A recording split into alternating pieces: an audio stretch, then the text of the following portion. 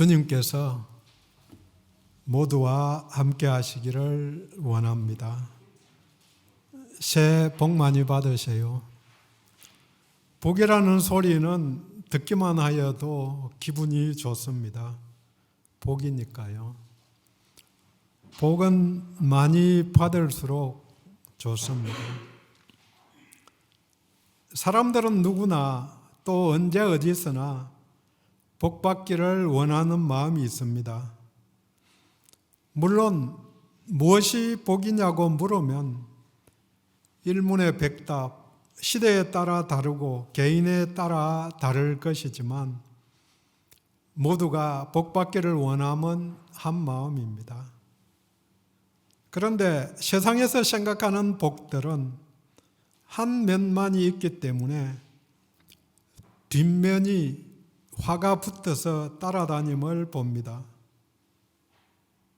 돈이 많으면 복이지만 그에게 로또 당첨자들의 대부분은 돈 때문에 패가망신한다고 이야기합니다. 오래 사는 것이 복이지만 질병에 죽지도 살지도 못함은 화의 한 부분이라고 생각을 합니다. 자식 많은 것이 복이지만 자녀들이 불화하면 무자식이 상팔자일 수도 있습니다. 과유불급입니다. 넘치는 것은 못 미치는 것과 마찬가지이기 때문에 모자라지도 않고 넘쳐나지도 않는 자기 그릇에 적절한 게 좋다는 이야기입니다. 영양 과다인 비만도 문제이고 영양 부족도 문제입니다. 살아가면서 가장 어려운 단어 중에 하나가 적당한이라는 단어라는 생각을 해봅니다. 적당한 정도가 있다는 거죠. 결국 어떤 복을 원하는가, 무엇이 가시가 없는, 해가 없는 진정한 복인가 하는 정리가 먼저 필요합니다. 복이 좋은 것이라면 복을 비롯하여 모든 선한 것은 우리 하나님에게 속한 것입니다. 하나님과의 관계가 모든 선함의 기반이 됩니다. 내가 하나님의 마음에 들면, 하나님의 마음을 얻기만 하면 모든 좋은 것이 함께 주어지는 것이기 때문에 가장 중요한 단어가 관계라고 이야기들 합니다. 하나님과 함께 하시면 복이 연결되고 복의 통로가 열린 것입니다. 올해 첫 주일 예배에서부터 예배로 하나님과 연결된 모두가 복된 것입니다. 부모와 연결이 되면 부모가 주는 은혜, 혜택, 모든 복을 받을 수 있고 직장과 연결되면 월급을 받을 수 있듯이 우리 하나님과 연결되어야 하나님이 주시는 은혜, 하나님이 주시는 복을 받을 수 있습니다. 자격이 있어야, 그릇이 준비되어야 복을 받을 수 있다는 말을 많이 듣기도 하지만 세상의 논리에서 주고받기의 대등한 관계에서 일어나는 일이라는 생각을 해봅니다. 하나님과의 관계에서는 은혜라는 단어를 생각하면 무조건적입니다. 자격이 있어서 우리나라에 복음이 전래된 것도 아니고 내가 자격이 있어서 예수를 알고 믿게 된 것이 아닙니다. 비유하면 다 차려진 밥상에 숟가락 하나 걸친 것이지만 그 숟가락 걸친 것조차도 은혜일 따름이라는 것이 당연한 고백입니다. 하나님의 복은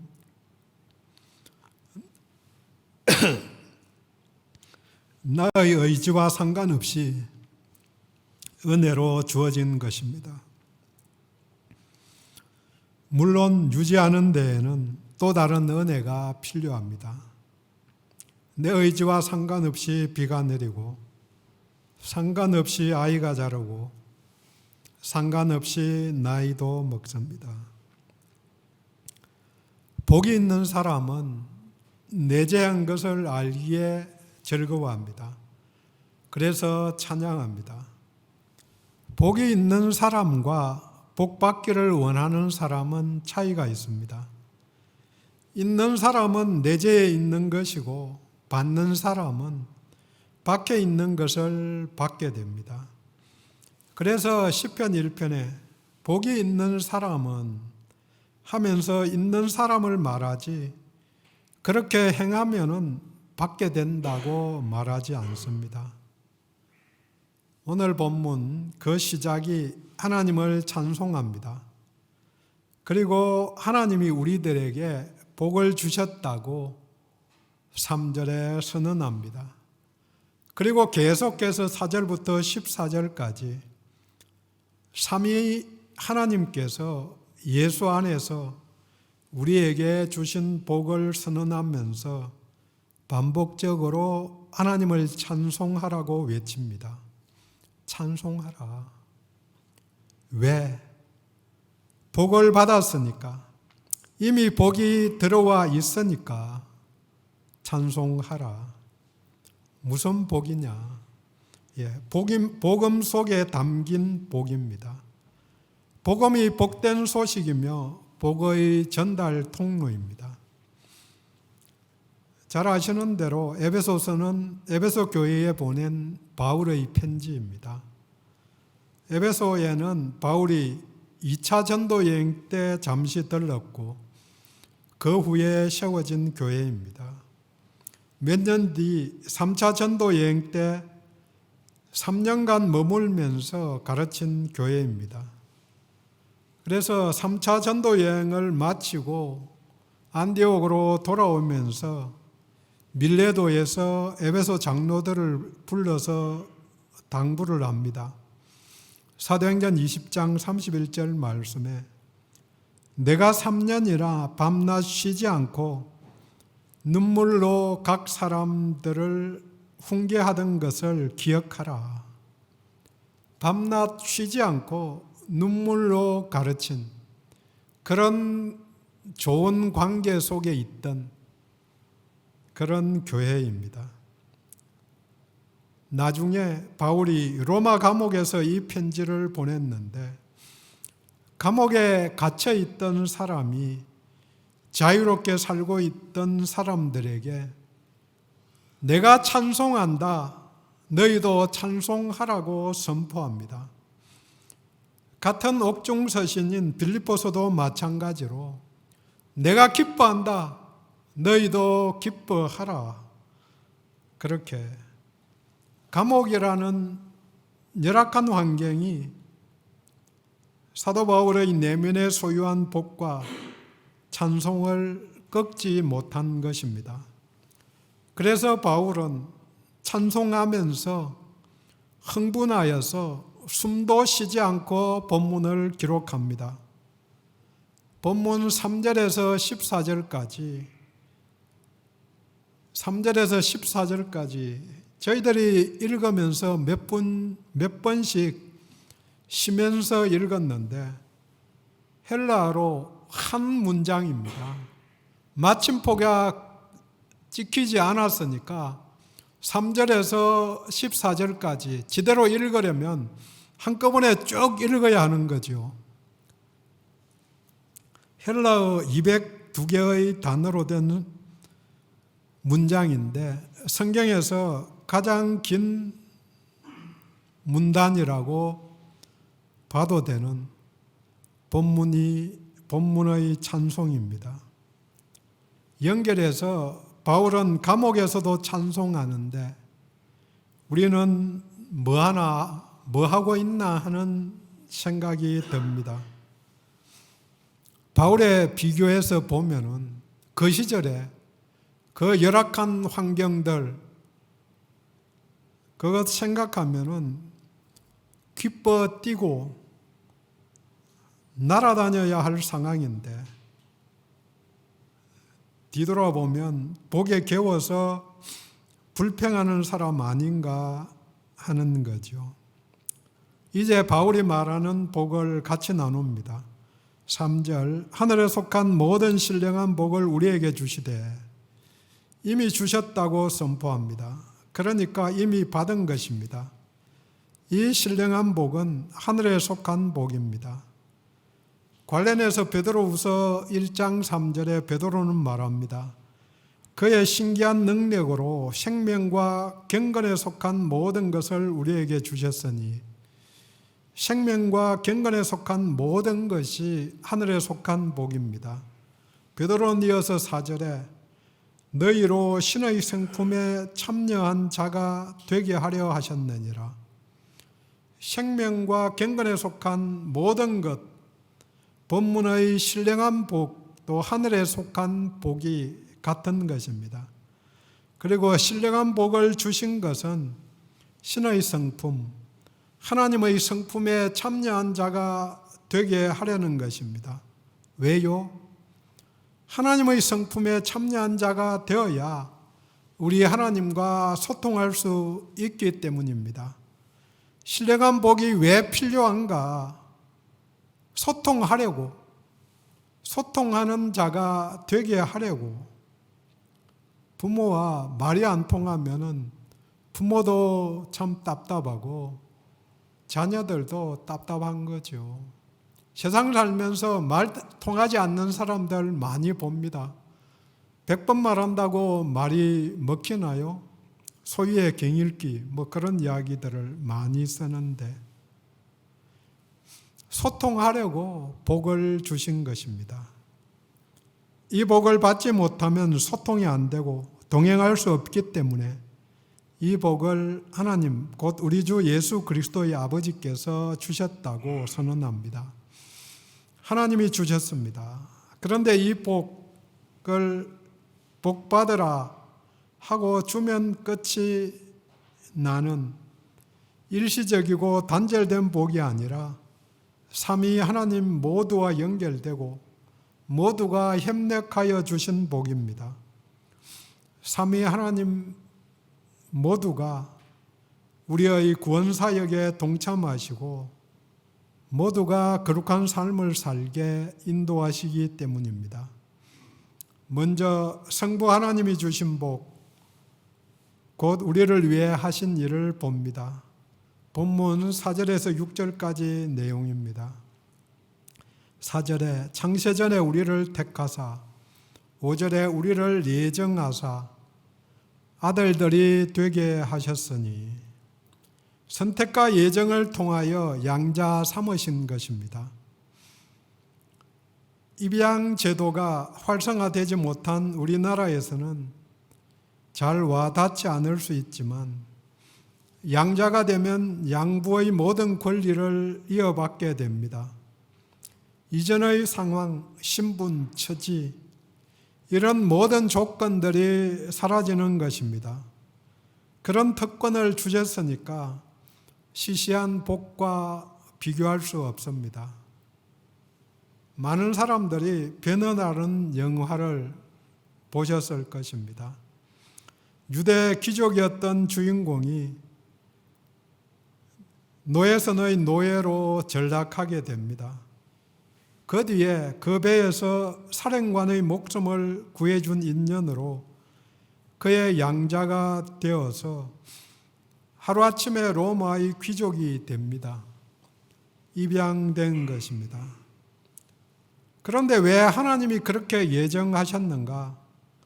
4절에 그 앞에 거룩하고 흠이 없게 하시려고 반복하지만 하나님과 교제할 수 있게 하기 위해서입니다. 거룩하지 않으면 흠이 있으면 우리 하나님과 교제할 수 없고 하나님 앞에 바로 설 수 없기 때문입니다. 그래서 우리 하나님이 끊임없이 내가 거룩하니 너희도 거룩하라고 반복해서 명령하며 가르치신 것입니다. 다 연결된 말 중 한 가지를 말하면 하나님의 자녀된 복입니다. 믿는 우리는 하나님의 자녀가 된 복, 세상의 무엇과도 비교할 수 없는 큰 복을 받은 것입니다. 이것이 또한 복의 출발입니다. 이 복을 주신 궁극적인 이유가 6절입니다. 그의 은혜의 영광을 찬송하게 하기 위하여, 성부 하나님의 영광을 찬송하기 위해서입니다. 그래서 바울은 찬송회로 시작해서 찬송으로 마무리합니다.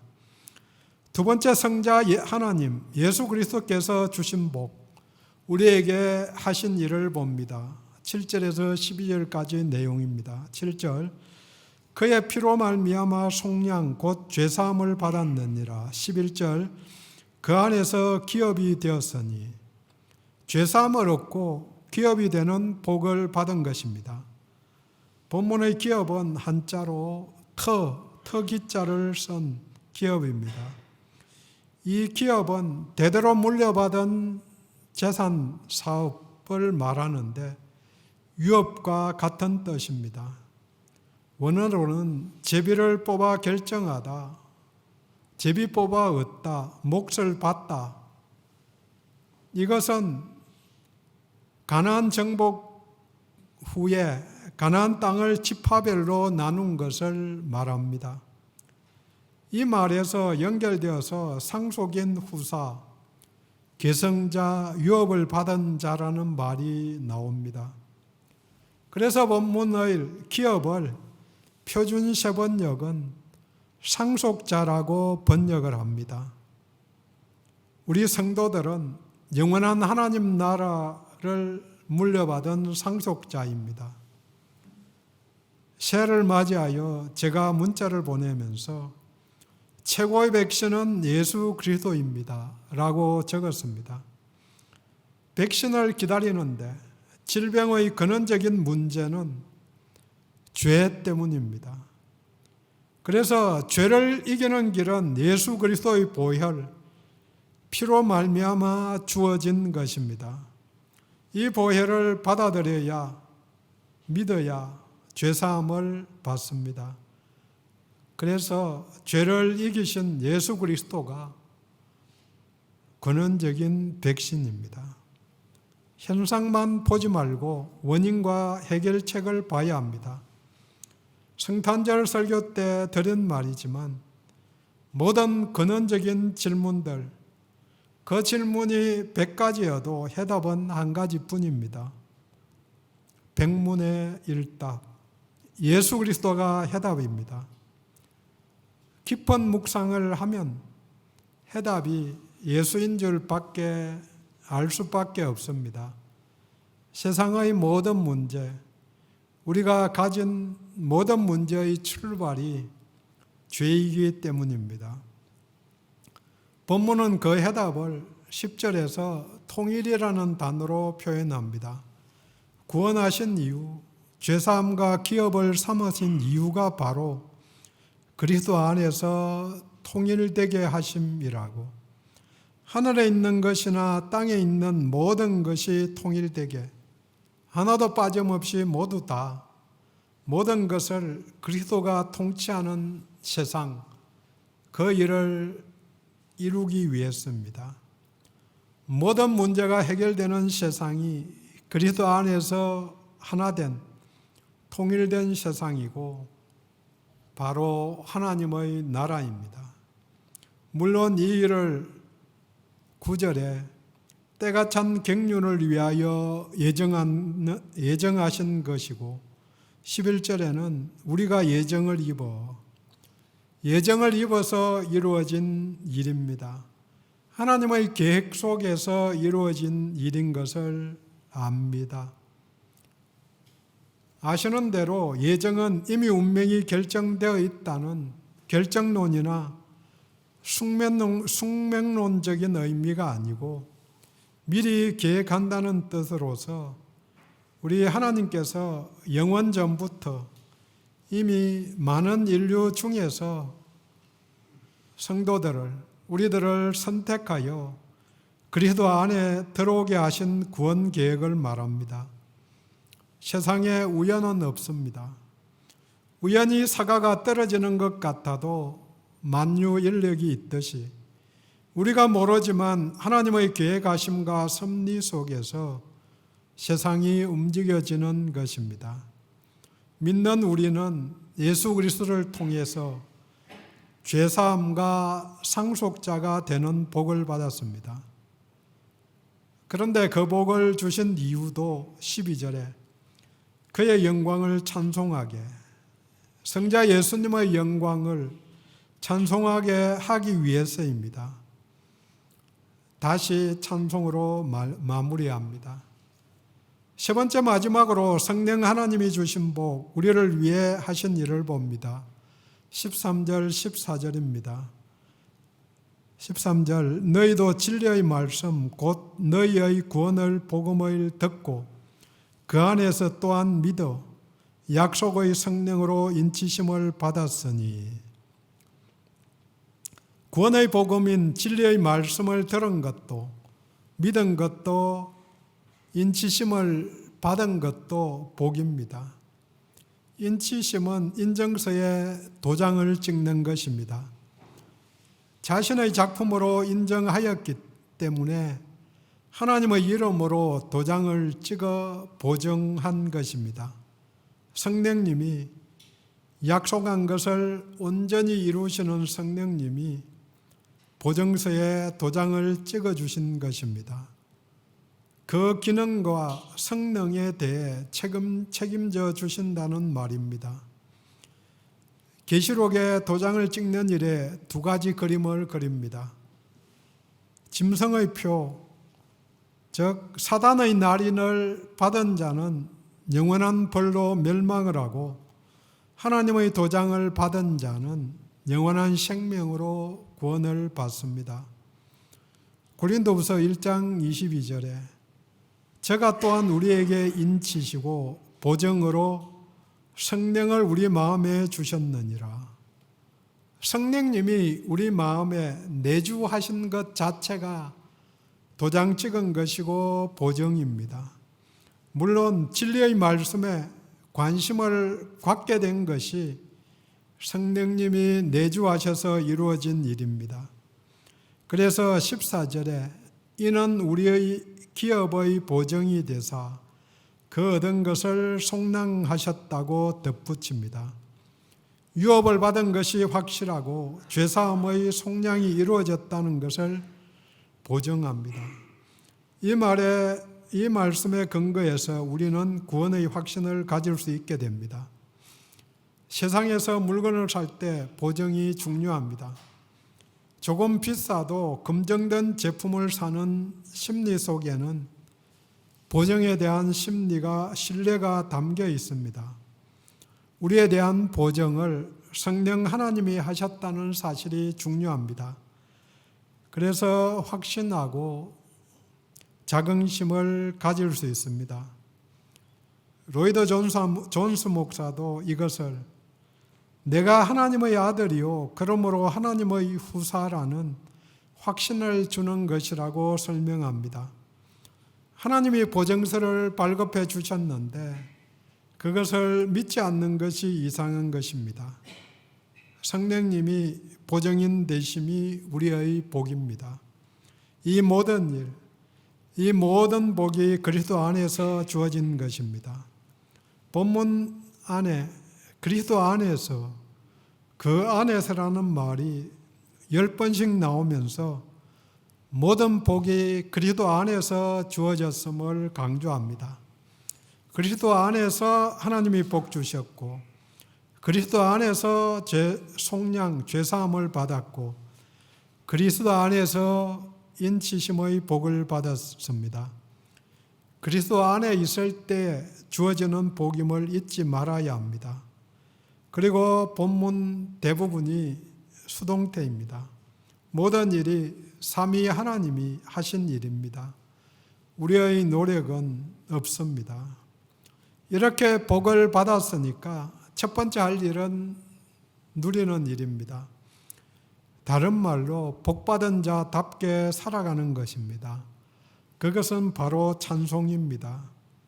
시작을 3절에 찬송한다고 선포한 바울은 삼위 하나님이 주신 복을 말하고 그 말미에 그의 영광을 찬송하기 위해서라고 복받은 이유를 말해줍니다. 반복하지만 6절에 성부 하나님의 영광을 찬송하기 위해, 12절 성자 예수님의 영광을 찬송하기 위해, 14절 마지막으로 성령 하나님의 영광을 찬송하게 하려고 반복해서 출발해서 마무리까지 찬송합니다. 이것이 하나님이 사람들을 창조하신 이유입니다. 이 백성을 내가 나를 위하여 지었나니 나를 찬송하게 하려 합니다. 이사야서 43장 21절 말씀입니다. 창조한 이유가 찬송이듯이 본문에서는 구속의 이유도 찬송이라고 말합니다. 복받은 자로서 우리가 할 일은 창조입니다. 찬송은 찬송가를 부르는 것만 말하지 않습니다. 하나님의 이름에 영광을 돌리는 일, 귀하게 높이는 일 모두가 찬송입니다. 중요한 점은 하나님께 영광을 돌리는 것입니다. 하나님을 하나님으로 인정하는 일이기 때문에 기도도 찬송입니다. 감사도 찬송입니다. 하나님의 은혜를 간증하며 찬양함으로 찬송할 수 있습니다. 어떤 방식이든 하나님의 이름을 귀하게 높이는 모든 일이 신앙 고백이 찬송에 해당됩니다. 그런데 삶은 선택에 의한 순환 구조입니다. 받은 복 때문에 찬송하지만 찬송하면 복이 더 주어지고 또 찬송을 더 하게 되면 복을 더 받게 되고, 물론 복 받았지만 찬송하지 않으면 그걸로 복이 끊어지는 거죠. 찬송하면 복이 풍성하게 더 누리게 되고, 누리면 찬송하게 되고 순환적으로 올라가는 거죠. 정리합니다. 받은 은혜를 알아야 합니다. 복음의 핵심은 예수 그리스도를 믿어 하나님의 자녀된 것입니다.